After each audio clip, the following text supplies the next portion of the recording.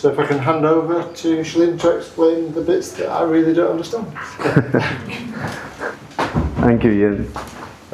I remember it was Aberdeen Climate Action Cafe where we met first time, and he was giving presentation about that they don't have legal and policy section, and I was like, this is the opportunity calling for me.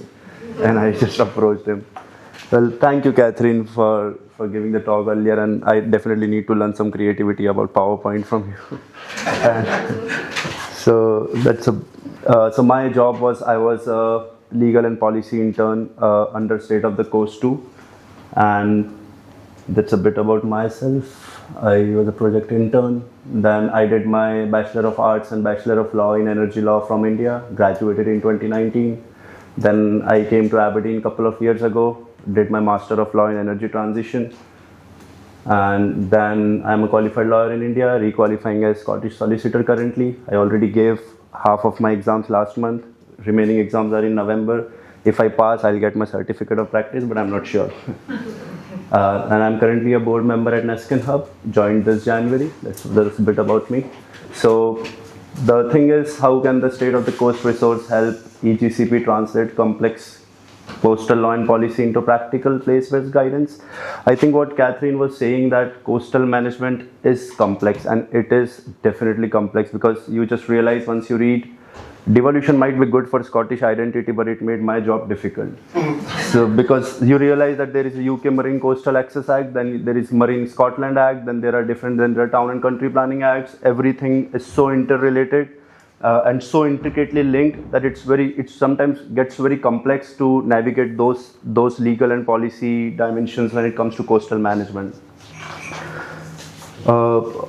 So coastal decisions, obviously, they are rarely set in a single legal box. There is marine planning, there is town and country planning, devolution frameworks, protected areas, pollution control, climate duties, all interact. And especially with the National Planning Framework 4, which came, I think, a couple of years ago in 2023, it just links all of them together. And because of the net zero commitment by 2045, Scott government is already in the process of this dynamic revision of these documents to realize the net zero thing, and it just becomes all the more important. The value of the resource lies not just in listing laws, obviously, but in showing what each framework means for a live coastal issue. So what my job was basically to put all the legal and policy things related to coastal management in information sheets, which can be uploaded on the State of the Coast website. I'm going to show you some screenshots too after that, where you can find those information available. It was also mostly related about marine planning, which included National Marine Plan. It was also about local development plans by local authorities. Then it was about town and country planning. How do planning process altogether takes shape in Scotland? And then it was about sector specific things. So I prepared information on fisheries sector in Scotland. Then there was another thing which was agriculture. How do pesticides, how do farm runoff and everything can be regulated, and what all legal regulations are currently in place for that. So this was some of them. So this was just a bit introduction about where is East Grampian Coast. So as you already know, Ian has already explained before that it extends from Fraserburgh to St. Cyrus in the south. And then a bit about background context. So East Grampian Coast sits at an intersection of land-sea interface. I realized this when I was doing this thing, when I was preparing this work, that we always think that its coastal management might be related to sea, but I think land-sea interface is so important. When we take this thing together, we realize how it becomes all the more complex. And local and regional coastal management obviously must reconcile community use, recreation, fishing, ports, energy transition, offshore renewables and all that stuff, nature conservation and climate adaptation. So that's actually all the more important, especially climate adaptation, because all the things now we are doing is to realize net zero and to reduce our carbon footprint. EGCP's role includes, in this case, integrating marine and terrestrial planning. That's what we talk about when we talk about land and sea interface, and that's how town and country planning comes into picture. Identifying regional issues, aligning terrestrial and marine policy. Pardon me if I'm using a lot of legal terminologies, but I'm trying to be as generalist as possible. And communicating planning objectives to stakeholders. The legal and policy layer is always complex because you have so many laws, so many regulations from different sectors linking. I think that is also somewhat needed because you have so many things which you cannot just put in one single legal box. So you have a lot of responsibilities which are split among local authorities, Scottish government, regulators, and statutory bodies like Marine Scotland, SEPA, Crown Estate, Nature Scot, and others. Then key policy junctures, as I was mentioning earlier, were considered by Marine, which was Marine Planning and Licensing, MPAs, Planning and National Planning Framework 4, Local Development Plan, Coastal Development, Environment, Climate. I think what I realized one thing was that local development plans, I think there are 32 local authorities in Scotland, and all local authorities need to have a local development plan. That's a legal requirement, and they do have. But after National Planning Framework 4, Scottish government found that there are around only 2 to 3 local authorities. I'm not able to remember the exact names of those local authorities. They have only got local development plan in line with National Planning Framework 4.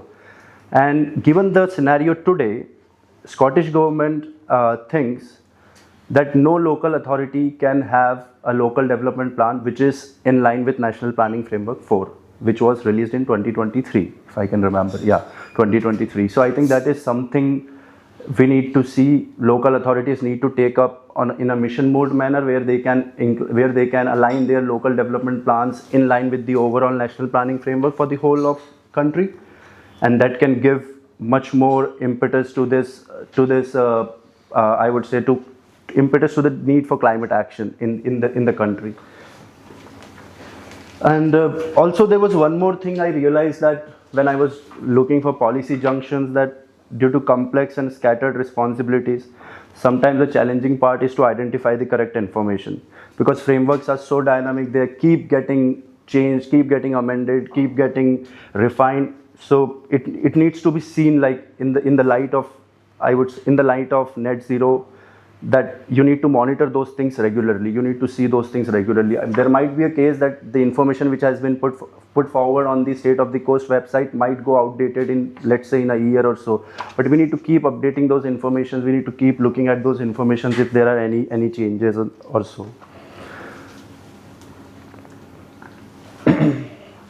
So what has been done so far? So these were the things which were dealt. So there were core legal and policy frameworks, which included marine laws, all the country planning acts, devolution of marine and environmental powers, then EU law and Brexit, because we still have fisheries policy influenced by EU law, because there are a lot of EU laws which has been retained under UK law even after Brexit. And we have water framework directives, you have policy, you have Habitats Directive as well, which is retained under UK law.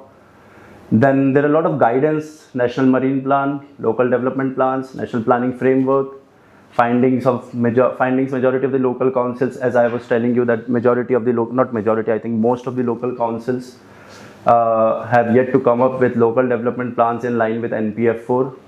Then planning and marine policy structures, integration of marine, terrestrial, sectoral and spatial zoning, sector specific, as I was already discussing, like there were energy and climate, fisheries, agriculture, coastal and farmland overlap, because it's very important. We see farmlands, they are the ones who are responsible for all the nutrient runoff and everything, even the pesticides and everything, because the modern agriculture is so intensive.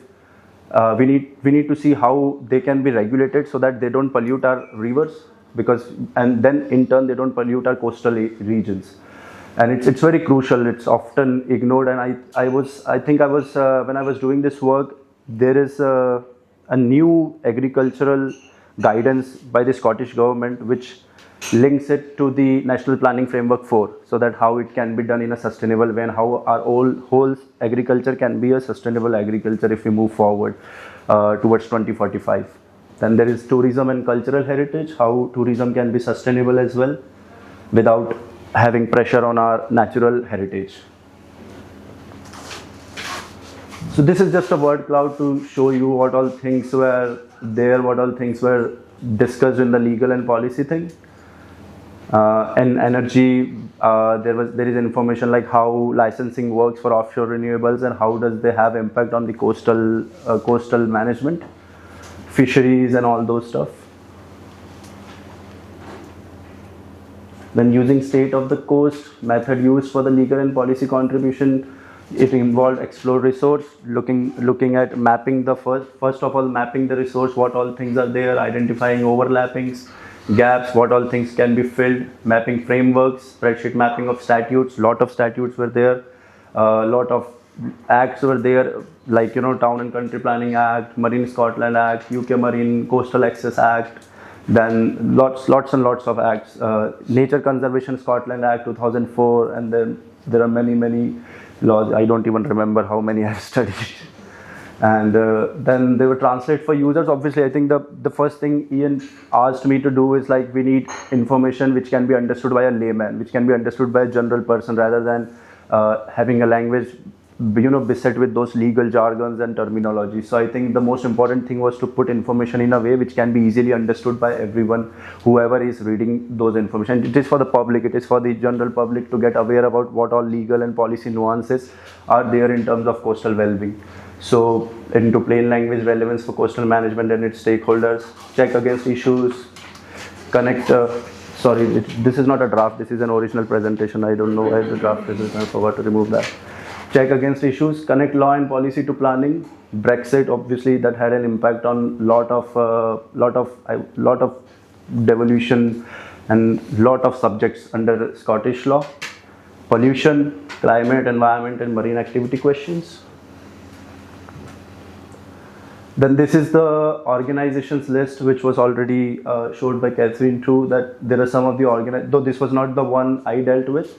I was supposed to dealt with originally, but I think then my colleague, I'm forgetting her name, I think she dealt with the organizations, which has wildlife, coast, fisheries, pollution, all those bodies which are there under the separate headings, and you can definitely go and have a look, which all are relevant for the context.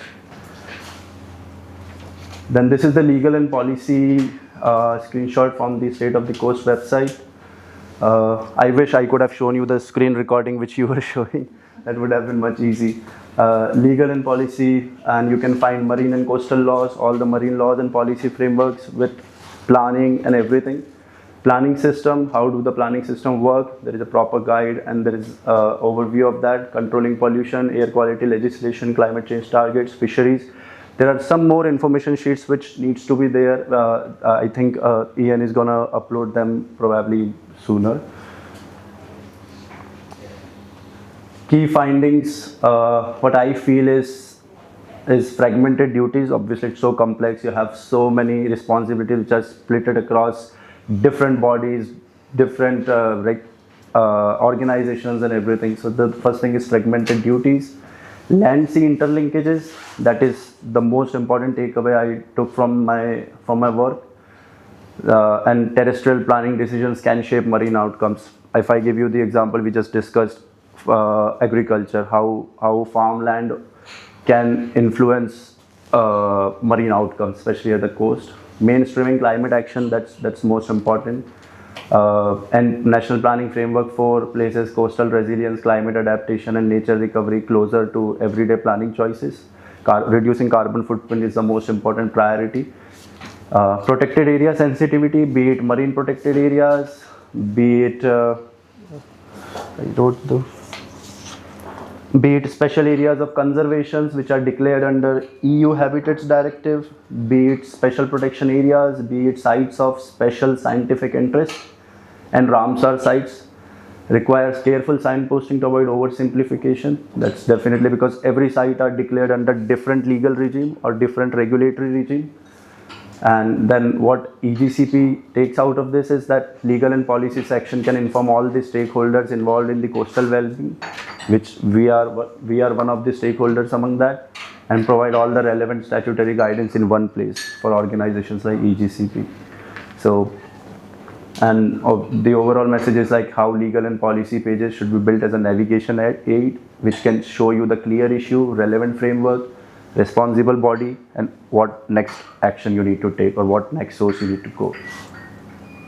In conclusion is definitely State of the Coast 2 can serve as a practical legal and policy bridge, connecting coastal evidence with the statute, the evidence which other interns have been working with, and then with the statutory and policy frameworks that shape decisions across the East Grampian Coast.